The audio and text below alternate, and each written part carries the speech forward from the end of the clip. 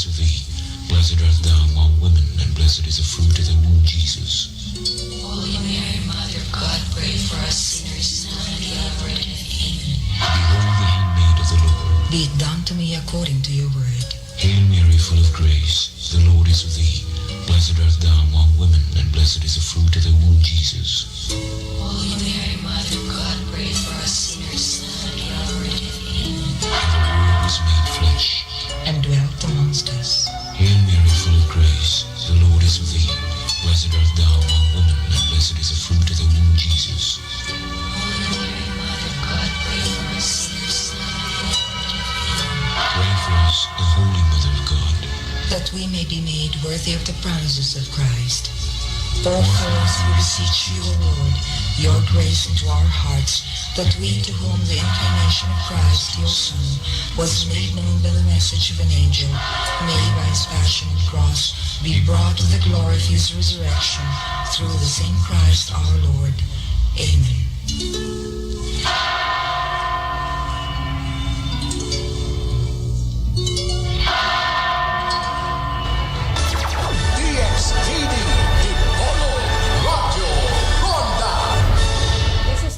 Where we go above and beyond the headlines. I'm Pia Ontiveros. Tonight on the program, heads up motorists and commuters brace for another round of fuel price hikes and a possible increase in jeepney fares. President Bongbong Marcos vows better health care for war veterans on the day Filipinos mark National Heroes Day. And Swifties are proud and excited. American pop star Taylor Swift announces a new album coming out in October as she bags the biggest prize at this year's MTV Video Music Awards.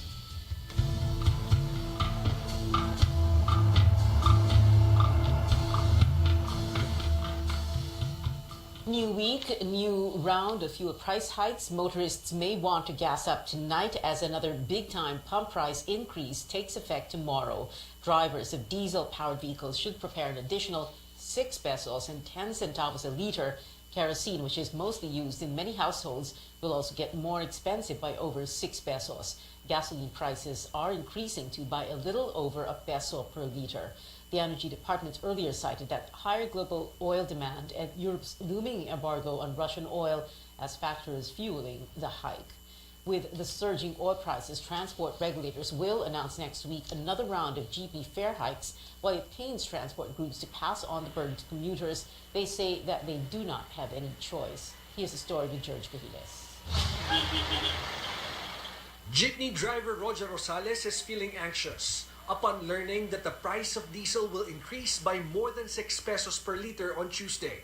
Isang baba, pa-pitsi-pitsin ko lang. Tapos pag nagtaas, 6 na piso, 10 piso, wala rin. Transport regulator says they understand the frustration of jeepney drivers and operators, reason why they are inclined to approve the pending fare hike petition. Transport groups are asking the LTFRB to make the minimum fare to 15 pesos from the current 11 pesos for traditional jeepneys. They're due naman talaga na. For increase kasi the last time we had this fare rate increase was ang level pa lang ng diesel noon was I think 44 pesos per liter. Just a question of that, kung magkano yung maibibigay namin na hindi naman siya magkakaroon ng talagang malaking impact sa inflation at syempre dun sa effect niya sa ating mga commuters. Dagdag po yung kita sa ating mga operators at drivers namin nationwide. Malaking tulong po yun. Nagpapasalamat po kami kung talagang madadagdagan po. The LTFRB says that according to the National Economic Development Authority, every peso increase in the jeepney fare hike has an inflationary effect of 0.33%. They are trying to come up with the best decision possible as early as next week. Commuters have interesting opinions on the impending jeepney fare hike. Karamihan naman, nahihirapan sa financial ng mga tao, no? Sa yung mga pangailangan.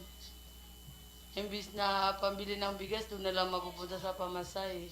Okay lang kasi pahirap din naman sa mga driver yung masyadong mataas ang gas. Hindi sila wala silang kita. Kaya kung tataas ang gas, depende naman kung reasonable ba. Ako naman po mismo ay humingi ng pasensya sa ating mananakay kung pati po ay humingi ng dagdag pamasahe dahil nga po hirap na po ang nanay ng transport sector. There's also a pending bus fare increase petition. But the public transport regulator has yet to decide on this as they await NEDA's opinion on the matter. George Cahiles, CNN Philippines.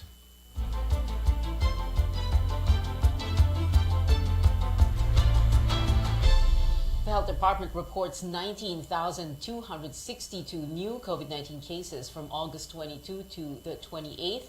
That is 19% lower than the previous week.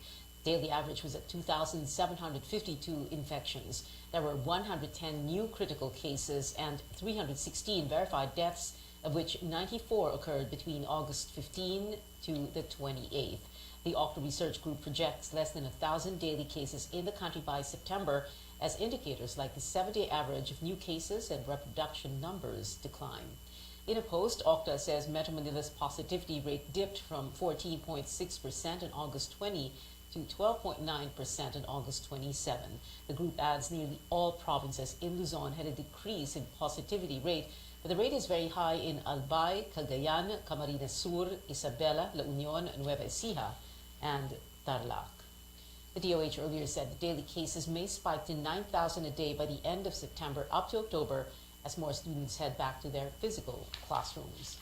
The Commission on Higher Education removes the full COVID-19 vaccination requirement. That means students, along with teaching and non-teaching personnel, can now participate in face-to-face classes regardless of vaccination status. CHED cites several considerations in updating the guidelines for in-person classes. We are changing it because vaccination levels are already high in higher education institutions. The percentage of the at-risk individuals is significantly lower now and therefore easier to control on the part of our HAIs. And just like in other countries which has taken out the vaccination requirements, we can already learn on how other countries have been doing it and apply it in the country. No specific date yet is set to start another round of campus-based vaccination which targets unvaccinated students and personnel. The country has recorded more cases of common diseases during the rainy season this year in 2021. Leptospirosis and dengue are on top of the list, but there are also more people affected by food and waterborne diseases like typhoid fever. Carolyn Bonkin gives us a rundown. Angelo Ferrero's vegetable stall is just near a river in Tuguegarao City. He has no choice but to wade through flood during heavy rain. Tumutulong pa ako sa paninda namin. Paninda namin para hindi pong masira. Hindi naman ako natatakot magkasakit. Sabay maligo na pagkatapos na po. One of the main causes of higher number of rainy season diseases this year, flooding. 11 leptospirosis cases were reported on the first week of August alone. While it's lower compared to the same period last year, the overall leptospirosis cases from January 1 to August 6 is higher by 22% than in 2021. Death toll has reached 188. Metro Manila, Western Visayas, and Cagayan Valley have the most leptospirosis cases. It's a bacterial disease that could affect internal organs, but it's preventable. Leptospirosis affects our kidneys and other organs. So kapag late na po tayo nagpakonsulta, maaring yung impeksyon ay kumalat na. Kaya nagkakaroon ng pagkaka-ospital, kailangan pang magdialysis yung iba dahil nasisira na ng husto ang kidney. Health officials advise against wading in flood, but if you have no choice, either wear boots or cover your feet with plastic. Pagdating sa bahay, ugasang maigi ang paa. Kung meron kayong sugat sa paa, pumunta na po kayo agad sa inyong health center para mabigyan kayo ng post-exposure prophylaxis.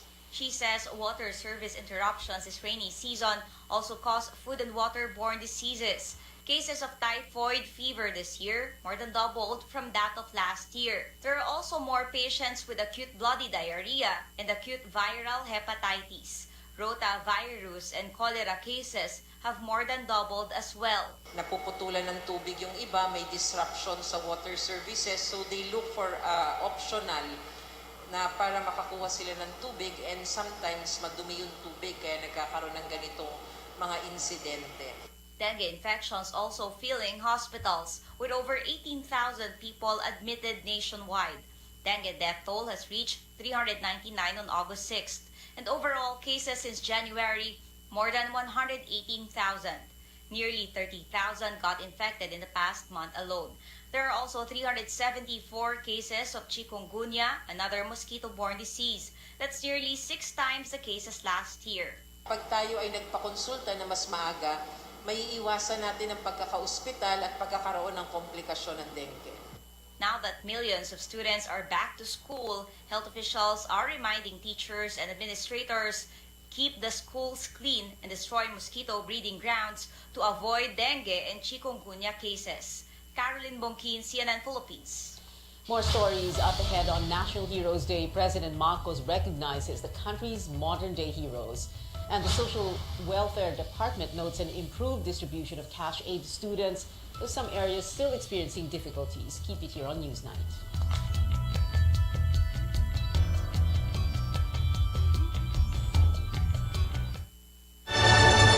RPN Radio Philippines Network.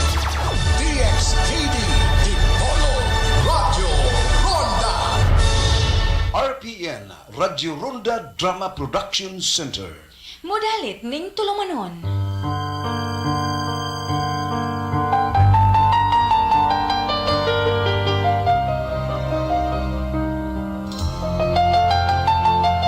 Diin man gikan ang tunog. Unsa man ang sinugdanan sa tunog? Sila tingali mo ingon, gikan sa klase-klaseng pagbati. Apan ikaw tingali mo ingon, gikan sa klase-klaseng sugilanon. Apan unsa may mamugna sa pagbati ug sugilanon. Tingali mo ingon ang tanan, tungod sa pagbati o sugilanon.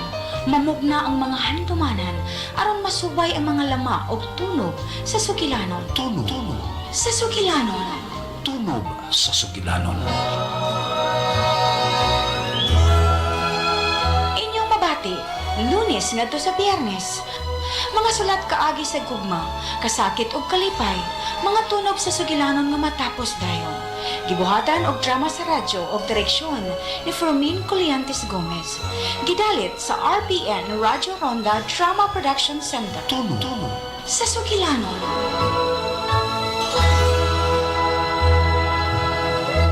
At tangi!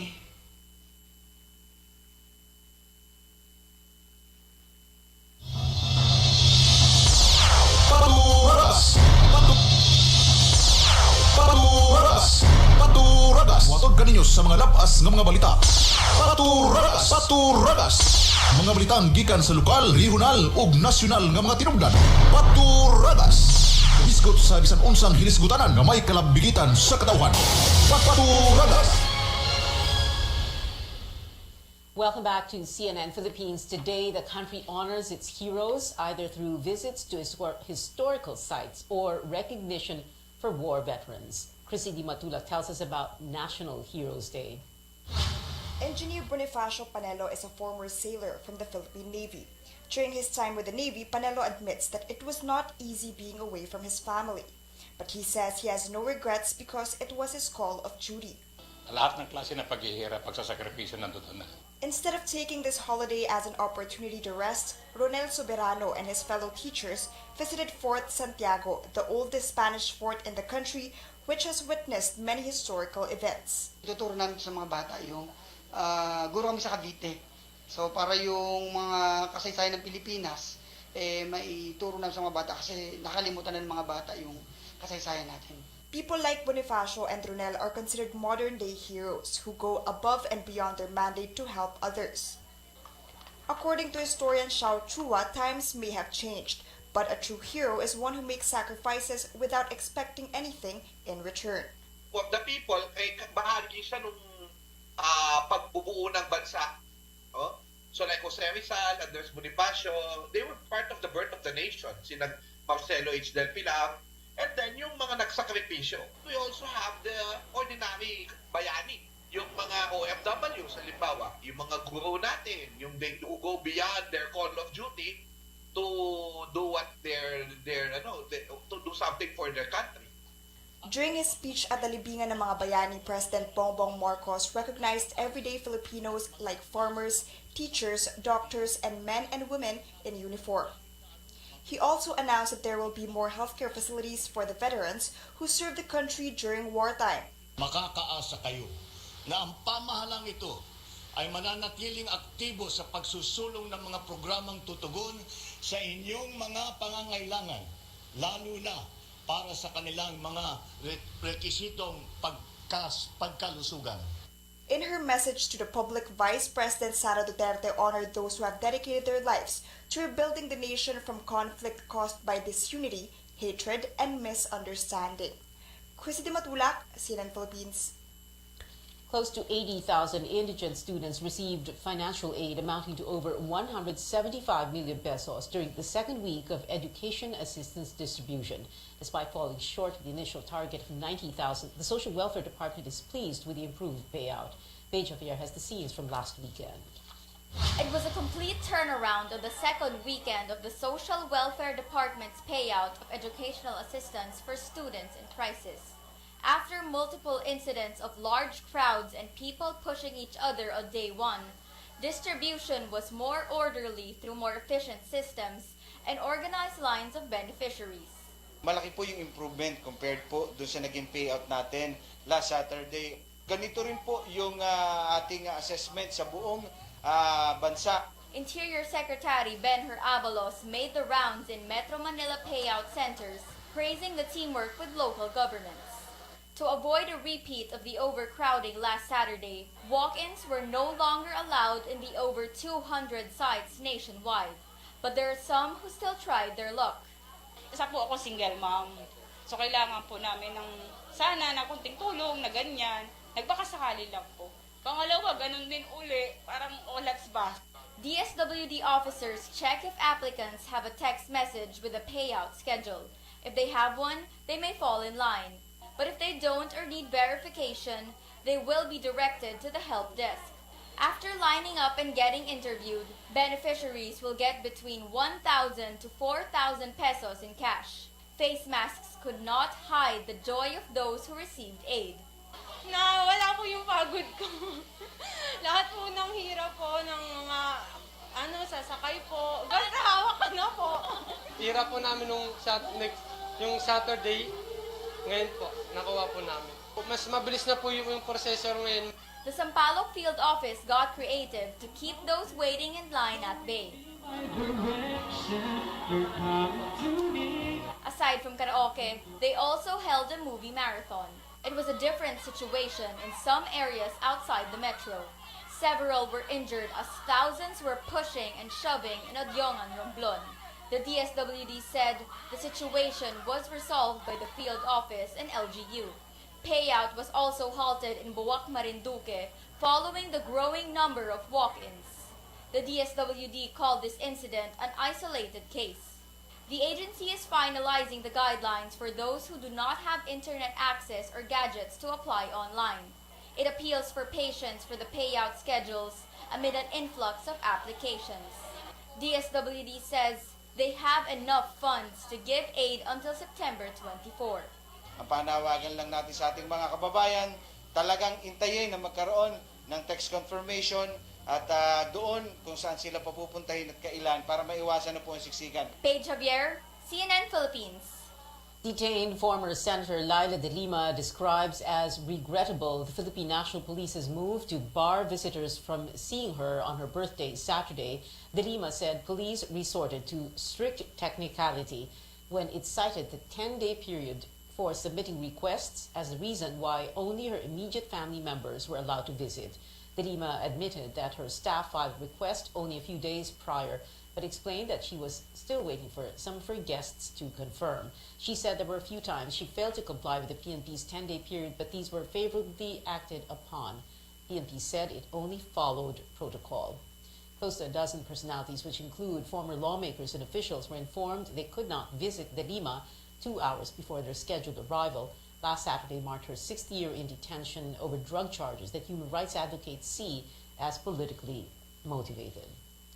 Overseas, the United States sends 2 warships through the Taiwan Strait, Washington's first naval transit in the waterway since House Speaker Nancy Pelosi's controversial visit to Taipei. The guided missile cruisers transited the East China Sea and Taiwan Strait during routine operations Sunday. The U.S. 7th Fleet insisted that its military will sail, fly, and operate wherever international law allows them to, as China claims the strait is part of its waters. In response, Beijing's military said it was monitoring the two ships and signaled its preparedness to, quote, thwart any provocation. Less than 2 hours from now, the National Aeronautics and Space Administration is set to launch another mission to the moon. Here's CNN Space and Defense correspondent Kristen Fisher. It's been a long time since NASA's had its own candle to light. Liftoff. 11 years since the last space shuttle launch. 50 years since the last launch of the Apollo program. The Challenger has landed. But now, Apollo's mythological twin sister, Artemis, is on the launch pad and ready to fly. To all of us that gaze up at the moon, dreaming of the day humankind returns to the lunar surface, folks, we're here. The Artemis rocket, or SLS, is years behind schedule, billions over budget. But it's also the most powerful rocket ever built, and it's designed to launch people even deeper into space than the moon. Our sights are not set on the moon. Our sights are set clearly on Mars. But first, it has to pass this uncrewed test flight with only mannequins on board. Artemis 1 will launch from the Kennedy Space Center in Florida, but mission control is at the Johnson Space Center in Houston, Texas. This is Apollo Control Houston. The same place that controlled every Apollo and shuttle mission.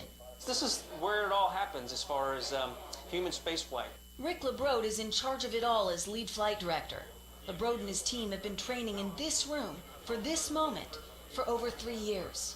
When flight day comes, it's a whole different ballgame. It's when it really gets real. After launch, the SLS rocket will separate from the Orion crew capsule on top. Orion will then fly 250,000 miles to the moon and then go 40,000 miles beyond it, farther than any spacecraft designed to carry humans has ever flown. We're going to swing by the moon, and when we swing by it on the way there, we're going to be 60 miles off the surface. It's going to be incredible. The pictures we get as we go by are going to be really impressive. After orbiting the moon for more than 2 weeks, Orion will head back to Earth, hitting speeds of around 25,000 miles per hour and temperatures half the surface of the sun, something engineers can't replicate here on Earth. The number one highest priority for our mission is actually to test the heat shield. Liftoff of Space Shuttle Columbia. It was a damaged heat shield that caused Space Shuttle Columbia to burn up on re-entry, killing 7 astronauts. So testing it before astronauts fly on Artemis 2 is crucial. For me, Artemis 1 is exciting, but it's really a stepping stone, a milestone to getting humans back in the vicinity of the moon, and that is awesome.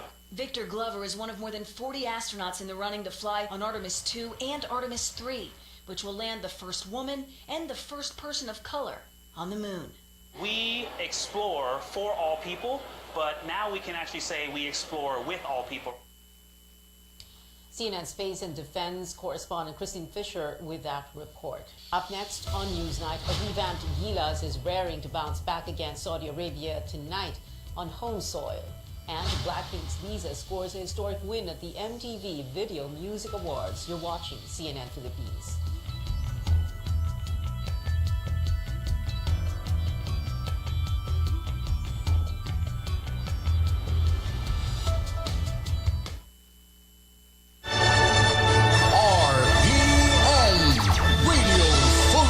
Network, DXTV, Dipolo, Radyo Ronda. Sayri ang lungsod. Sayri ang lungsod. Atangi, paminawa og sunda kanunay matag adlawng Domingo, alas 9 ngadto sa alas 11 ang taknas sa kabuntagon ang inyo og atong tulumanon. Sayri ang lungsod. Kini gidalit kaninyo ning si Bianang RPN Kini Dipolo. Sayri ang lungsod. Dinhi inyong madungog ang paghimay sa mga nagunang isyu ug hisgutan. May kalabot ang katilingban. Matag adlawng Domingo, alas 9 ngadto sa alas 11 ang taknas sa kabuntagon. Sayri ang lungsod. Atangi. Mga higalan namong suking tigpaminaw, maayong adlaw kaninyong tanan. Ang DX Kini EM Station RPN Management Dipolog City magpahigayon og libreng panag-inambitay sa pulong sa Ginoo. Dialogo sa kamaturan. Among giawag tanang magawali sa naglain-laing relihiyon sa pagtambong ning maong programa. Gayalugo sa kamaturan. Aron mapabati tanang katawhan ang inyong matag baruganan, sumala sa kamaturan alang sa hingpit nga kaluwasan ug kinabuhing walay katapusan. Gayalugo sa kamaturan. Ang dialogo sa kamaturan ninyong mabati matag alas 3 ngadto sa alas 5 sa hapon adlong Domingo. Paturagas. Watod kaninyo sa mga lapas ng mga balita. Paturagas. Mga balitang gikan sa lokal, regional ug nasyonal nga mga tinubdan. Paturagas. Biskot sa bisan unsang hinisgutanan nga may kalabigitan sa katawhan.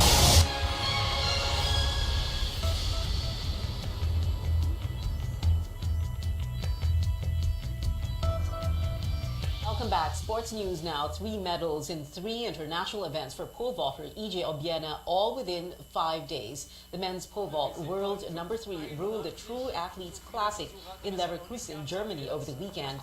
Obiena cleared 5.81 meters. He kicked off the second part of the season with a gold medal in Joachim, Germany, followed by bronze at the Atletissima in Switzerland. The national volleyball team caps off the ABC Cup for Women event at 6th place after being swept by Chinese Taipei today at the Phil Sports Arena in Pasig. It was still a historic tournament, with the country achieving its best finish in the ABC. In the PBA Philippine Cup Finals, a massive comeback win from TNT Tropang Giga after back-to-back losses to the San Miguel Beermen. TNT dominated San Miguel 100-87, tying the series at 2 each at the Araneta Coliseum in Quezon City. Before the game, Junmar Fajardo grabbed his 9th Best Player of the Conference award, his 7th for the Philippine Cup, but Fajardo says his eyes are on another trophy. Pero hindi yun yung goal ko, hindi yun yung goal ko para sa team. Yung goal ko talaga yung championships. May 2 araw kami na para mag-practice, para mag-regroup. Tingnan namin kung ano yung pwede namin i-adjust sa game. In less than an hour, Gilas Pilipinas and Saudi Arabia will go head-to-head for the FIBA World Cup Asian qualifiers right here at home. The match begins at 7 at the Mall of Asia Arena in Pasay. But it looks like Gilas can count on NBA star Jordan Clarkson for more games ahead. The Filipino-American athlete affirmed his commitment to the team for next year's FIBA World Cup in a visit to the tenement in Taguig City yesterday. Liza Soberano is living her Hollywood dream as she will soon make her debut on the international movie scene. The Filipino-American actress has started filming in the U.S. for her first Hollywood movie, Lisa Frankenstein. The movie features American actors Cole Sprouse and Catherine Newton. In the program New Day, Liza gave us a few details about her new, exciting movie. Lisa Frankenstein is a romantic horror comedy. It's like a mash of like 3 different genres put into one, and it's so much fun because it's written by Diablo Cody, and she's made some of like the best movies in history, like Juno and Jennifer's Body. Exciting news for Blinks as Blackpink's Lisa won the Best K-pop award at this year's VMAs for her song La Lisa. The 2022 MTV Video Music Awards was held at the Prudential Center in Newark, New Jersey, with LL Cool J and Nicki Minaj as hosts. Doja Cat, Jack Harlow, and Harry Styles were this year's biggest winners, with the trio landing 8 awards apiece. Close behind were Billie Eilish, Drake, Dua Lipa, Ed Sheeran, and The Weeknd. Taylor Swift, upon receiving the final award of the night, made a big announcement about her new album. Swift, who won Best Long-Form Video and Video of the Year for All Too Well 10-minute version, announced her upcoming album Midnights, 13 Sleepless Nights Scattered Throughout Life, which drops on October 21st. And that is it for tonight. Join me again on News.ph at 7 p.m. I'm Pio Ontiveros for Newsnight, where we go above and beyond the headlines.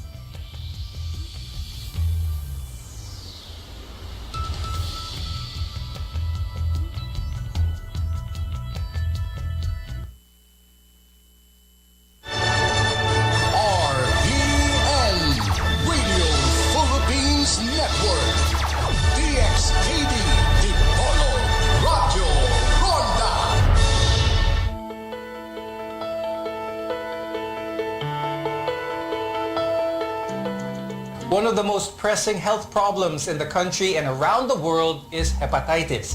In fact, around 1 in 10 Filipinos have chronic hepatitis B and 6 in 1,000 have chronic hepatitis C. On the program today, we'll talk more about the different types of hepatitis commonly seen here in the Philippines and how they affect Filipinos and what we can do to stop it from progressing. I'm Dr. Freddy Gomez and this is MedTalk Health Talk on CNN Philippines.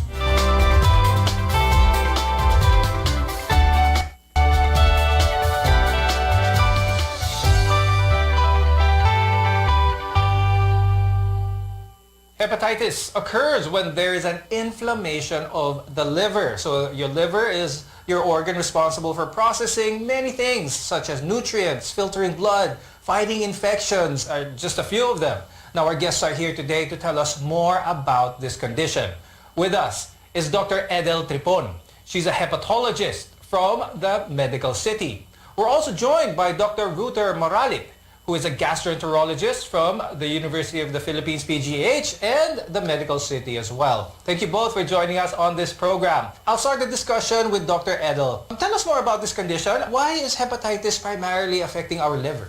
There are many causes of liver inflammation, and it can be an infection. That's our main topic today, and those are the known viruses for hepatitis. But it can also be secondary to toxins that we intake, namely alcohol and even some drugs or even supplements that can lead to liver inflammation and liver injury. Dr. Edel, why is hepatitis so prevalent here in the Philippines? You're right, Freddy. So we're talking about viral hepatitis. We say it's the ABCs of hepatitis. The hepatitis A, which is the food and waterborne hepatitis, is pretty common in third world countries. The other form of hepatitis that's very common in the Philippines and a bigger public health issue actually is hepatitis B. And it's very common in the Philippines because we're one of the top 10 countries in the world that has it, and that includes adult and even in children 5 and below. And this is because this kind of hepatitis is an infection that's transmitted from mother to child at birth. And so if we don't address the adults and anytime that we drag back or lay low in our infant immunization rates, then we prevent the country from decreasing our cases. Dr. Ruther, let's start with hepatitis A. Let's talk about it. What are some of the more common symptoms and how is this mainly acquired? Hepatitis A, as Edel mentioned, is a foodborne or waterborne viral hepatitis. So this is the one that nakukuha natin sa pagkain na madumi or hindi malinis na tubig. Main symptoms is usually nilalagnat, sumasakit ang tiyan, nauseated or nasusuka, sometimes may vomiting and bloatedness, and then eventually they develop jaundice o yung paninilaw. Ngayon, how about food poisoning? Can someone get mistake food poisoning with Hepa A? Yes, kasi sometimes hepatitis A does not present with jaundice, and symptoms of intestinal flu or yung kanyang pagtatae is very similar to hepatitis A. So unfortunately, unless magpa-test ka at nag-jaundice ka, hindi mo malalaman na hepatitis A pala yung nakuha mo. Now, Dr. Edel, let's talk about hepatitis B. First, let's compare it with what Dr. Ruther just mentioned about hepatitis A. Let's compare that because they talk about hepatitis A as a self-limiting, an acute event, while hepatitis B has the risk of being chronic. Please explain that to our viewers. When you say kasi someone has acute hepatitis, that means that you've been carrying the virus for less than 6 months.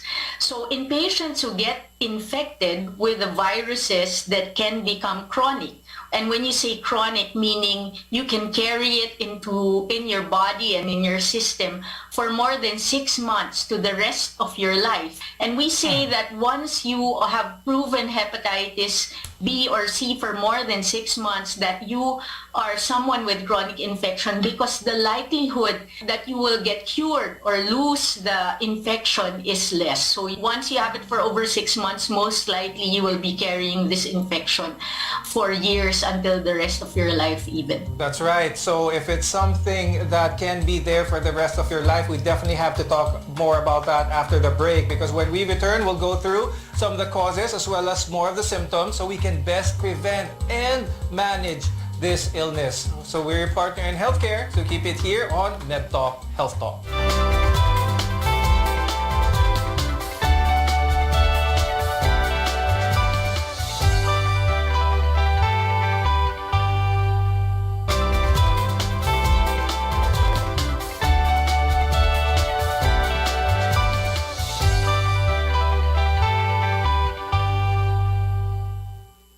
I'm Dr. Freddy Gomez and welcome back to Med Talk Health Talk.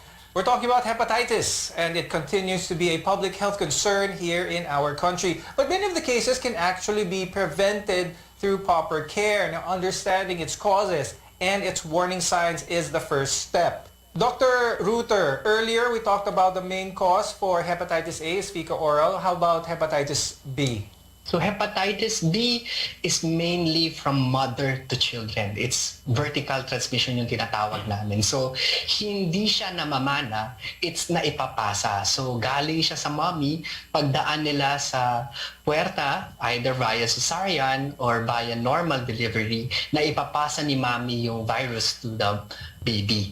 And if the baby is not vaccinated within 12 hours nung passive and nung active immunization, pwedeng makuha ni baby yon for life. So that's why it's very important, sabi ni Dr. Tripon, that the immunization among children below 5 years old, especially with carriers na mommy, dapat magawa within 12 hours yung first doses. So definitely vaccination is important. But my question for Dr. Edel, for hepatitis B, is it possible to have hepatitis B and not have any symptoms? Hindi alam ng tao na may hepatitis B na pala siya. Yes, it's possible. So in the Philippines, the estimates is that we have 10% of our general population that has hepatitis B.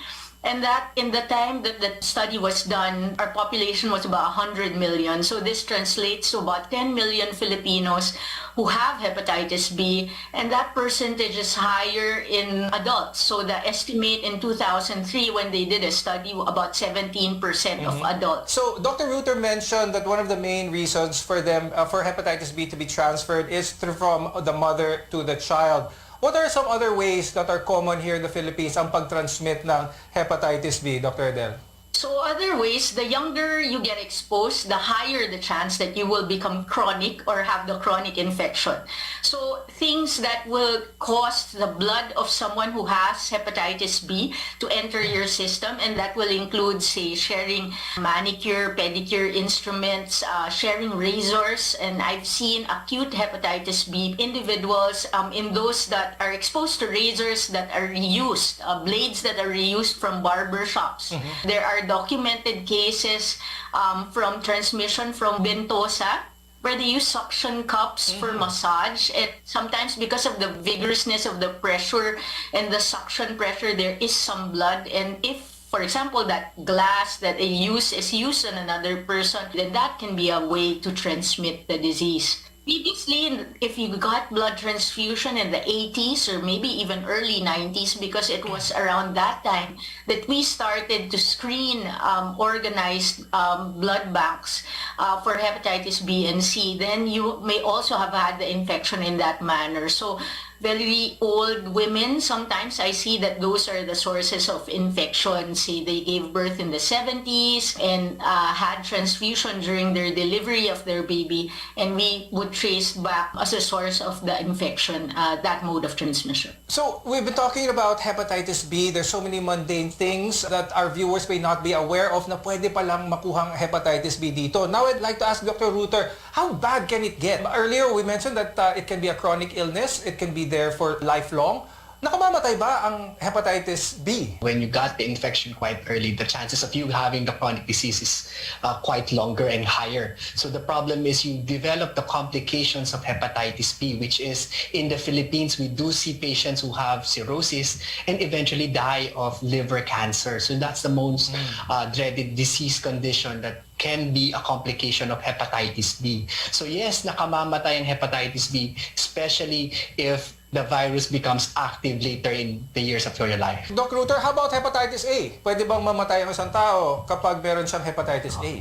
Yes, but it's very uncommon. We have a condition called fulminant hepatitis A. So fulminant hepatitis A, there's a severe inflammation of the liver trying to clear out the virus. Unfortunately, these patients, when they do have fulminant hepatitis A, they can die.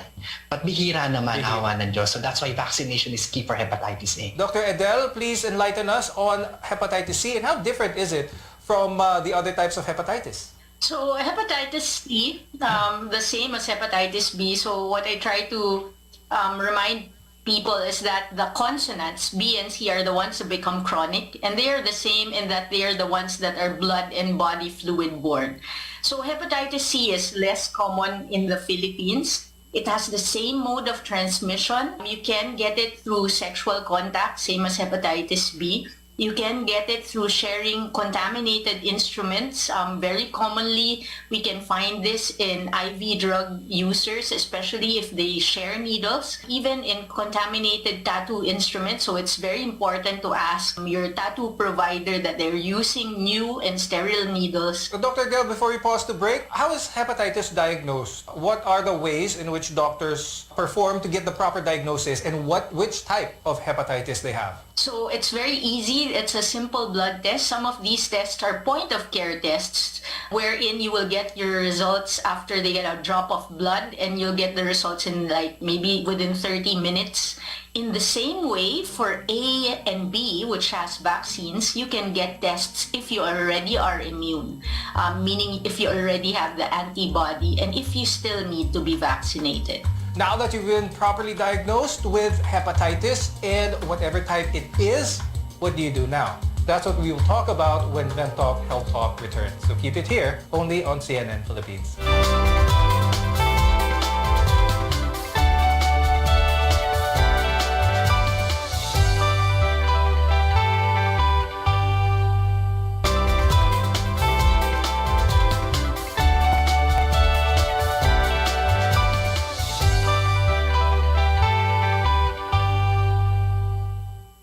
I'm Dr. Freddy Gomez, and this is Med Talk Health Talk. Today we're talking about hepatitis, which is a public health concern here in the Philippines. We can take action against this disease with proper awareness, number one, testing for that, as well as the correct management.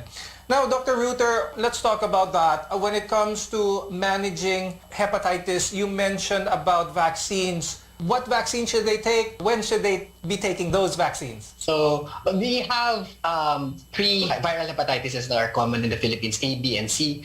And unfortunately, wala tayong vaccine for hepatitis C. But fortunately, we have vaccines for hepatitis A and hepatitis B. So you can take them separately or even in combination. So usually, hepatitis B is being given immediately during the first 6 months of life. And it's given 3 doses. Hepatitis A naman, usually during the school age or preschool age, we also give hepatitis A to protect these patients from acquiring those infections. And these hepatitis A and hepatitis B vaccines provide lifelong protection. So once it's given and they develop the antibodies, the protection that it provides is lifelong. Now, Dr. Reuter, for someone who already was diagnosed to have hepatitis B and has hepatitis B chronically, do they still, will taking the vaccine be any benefit for them?